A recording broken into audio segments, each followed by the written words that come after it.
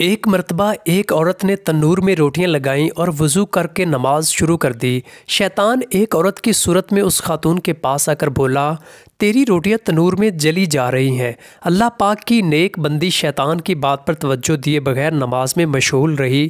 یہ دیکھ کر شیطان نے اس خاتون کے بچے کو اٹھا کر تنور کے انگاروں پر ڈال دیا۔ وہ پھر بھی متوجہ نہ ہوئی۔ اتنے میں اس خاتون کا خاوند گھر آیا۔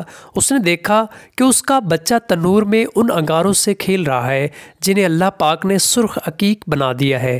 یہ شخص حضرت سیدنا عیسیٰ علیہ السلام کی خدمت اقدس میں حاضر ہو گیا اور تمام واقعہ بیان کیا۔ آپ نے فرمایا کہ اس خاتون کو میرے پاس لاؤ۔ جب وہ حاضر ہوئی تو آپ نے اس سے پوچھا، تو کون سا نیک عمل کرتی ہے جس کی وجہ سے ایسا ہوا؟ خاتون نے عرض کی، اے روح اللہ، جب بے وضو ہوتی ہوں تو وضو کر لیتی ہوں، جب وضو کر لیتی ہوں تو نماز کے لیے کھڑی ہو جاتی ہوں، اور جب کسی کو کوئی ضرورت پیش آتی ہے تو اس کی ضرورت پوری کرتی ہوں، اور جو تکالیف لوگوں کی طرف سے پہنچتی ہیں ان پر صبر کرتی ہوں۔ سبحان اللہ، ایمان ہو تو ایسا ہو۔ کامنٹس میں سبحان اللہ ضرور لکھیے۔